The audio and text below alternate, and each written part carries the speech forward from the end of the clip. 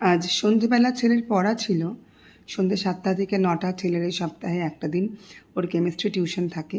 তো আমি বললাম, তুই কী খেয়ে যাবি বাবা? তো বললাম, একটু মুড়ি চানাচুর খেয়ে যাও। মুড়ি খেতে রাজি হলো না। বললো, মা আমার রোজ রোজ মুড়ি খেতে ভালো লাগে না। তো ঘরে ব্রেড ছিল, তো বললাম তাহলে ব্রেড আর জ্যাম খাবি? তো দেখলাম বেশ খুশি খুশি রাজি হয়ে গেল। জ্যাম খুব একটা আমি চাই না ওকে দিতে, কারণ জ্যামে তো খুব মিষ্টি থাকে। যদিও ছোটোবেলায় আমরা প্রচুর জ্যাম খেয়েছি, তখন তো কনসাস হওয়ার ব্যাপার ছিল না। দুটো বিস্কুটের মধ্যে এখানে জেলি বা জ্যাম লাগিয়ে আমরা প্রচুর খেয়েছি, রুটির মধ্যে জ্যাম রোল করে খেয়েছি। তো যাই হোক, আজকালকার দিনে সবাই কনসাস হয়েছে। তো আমি দেখলাম দুটো ব্রেড চটপট করে সেঁকে নিয়ে ওই জ্যাম মাখিয়ে ওকে দিয়ে দিই, কারণ আমাকে আবার খুব তাড়াতাড়ি বেরোতে হবে। 7টার সময় ওখানে গিয়ে পৌঁছানোর কথা, তখন অলরেডি বেজে গেছে 6টা 40। তো বাবা আজকে ওকে নিয়ে যেতে পারবে না, বাবার শরীরটা ভালো নেই, শরীরটা খারাপ লাগছে, দুর্বল লাগছে, কোনো সমস্যা হয়েছে হয়তো ইন্টারনাল। যাই হোক, তো আমাকেই নিয়ে যেতে হবে। তারপর টোটো করে যেতে হবে, রাস্তায় বেরোবো, টোটো পাবো তো হবে না।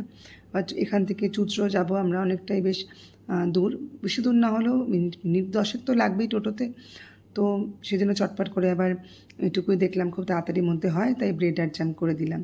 এরপরে মেয়ে গেছে নাচের ক্লাসে, দেখি মেয়ে এসে কী খায়। মেয়ে একটু হরলিক্স খেতে ভালোবাসে, তো যদি হরলিক্স নাও খেতে চায় তাহলে ওকেও ব্রেড আর জ্যাম বা ব্রেড আর চিজ ভাবছি দিয়ে দেবো। তো ছেলেটাকে চিজ দেইনি, কারণ দুদিন আগে ওর একটুখানি পেটটা সমস্যা করছিল, তাই চিজটা একটুখানি এখন বন্ধ রেখেছি। তো মেয়ে সেটা যদি মেয়েকে চিজ দিয়ে ছেলেকে আবার বলা যাবে না আর কি। যাই হোক, দেখা যাক মেয়ে কী খায়, সেই বুঝে আবার মেয়েকে ছেলেকে পড়তে দিয়ে এসে মেয়েকে আবার সেরকমভাবে টিফিন একটা বানিয়ে দেবো।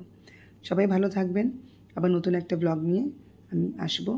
আজকে অবধি এটুকুই। শুভরাত্রি।